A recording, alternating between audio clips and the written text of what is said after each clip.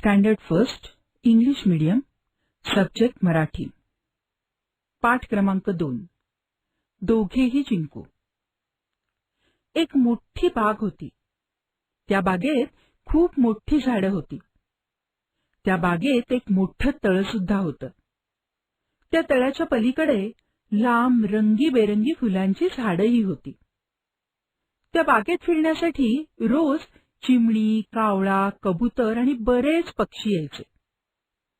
त्या बागेमध्ये एक बदक आणि कुत्र्याचं पिल्लू सुद्धा रोज यायचं। ते दोघं एकत्र खेळायचे आणि मज्जा करायचे। एकदा काय झालं, कुत्र्याचं पिल्लू बदकाला म्हणालं, चल आपण दोघांमध्ये शर्यत लावूया आणि त्या रंगीबेरंगी फुलांपर्यंत जो पहिला पोचेल ना तो जिंकला। असं म्हणून दोघांनी शर्यत लावली।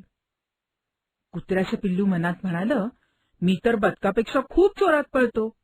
बदकाला तर जोरात पळताही येणार नाही आणि मग मीच शर्यत जिंकणार। असा विचार करून कुत्र्याचं पिल्लू खुश झालं। ठरल्याप्रमाणे 1, 2, 3 म्हणल्याबरोबर शर्यत सुरू झाली। कुत्र्याचं पिल्लू मोठ्या मोठ्या उड्या मारत खूप जोरात धावायला लागलं आणि पुढे गेलं।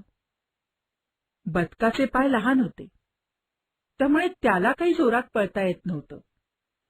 ते आपलं जमेल त्या वेगाने पुढे पुढे चालत राहिलं। कुत्र्याचं पिल्लू जोरजोरात पळत होतं आणि पळता पळता ते अचानक मध्येच थांबलं। पाहतो तर काय, समोर भलं मोठं तळं होतं आणि कुत्र्याच्या पिल्लाला पोहताही येत नव्हतं। आता काय करायचं? काय करावं असा विचार करत कुत्र्याचं पिल्लू तिथेच उभं राहिलं। बराच वेळ गेला, त्याला काहीच सुचेना।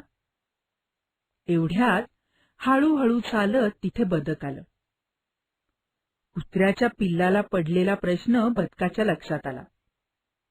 बदकाला पोहता येत होतंच। बदक म्हणालं, पिल्ला तू एक काम कर, तू माझ्या पाठीवर बस, मी तुला तळ्याच्या पलीकडे सोडतो। ते ऐकून कुत्र्याचं पिल्लू बदकाच्या पाठीवर बसलं। बदक त्या पिल्लाला पाठीवर घेऊन तळ्याच्या पलीकडे पोचलं आणि म्हणालं, आता शर्यत पुन्हा सुरू करूयात। कुत्र्याच्या पिल्लाला समजलं की बदकाने पाठीवर बसवून आपल्याला आणलं नसतं तर आपण शर्यतीत पळूच शकलो नसतो। बदकाने आपल्याला तळ्याच्या पलीकडे यायला मदत केली। असा विचार करून कुत्र्याचं पिल्लू म्हणालं, आपण दोघंही हळूहळू एकत्र चालत त्या रंगीबेरंगी फुलांपर्यंत जाऊ आणि दोघंही जिंकू। अशा प्रकारे दोघांनी एकमेकांना मदत करून दोघंही जिंकू।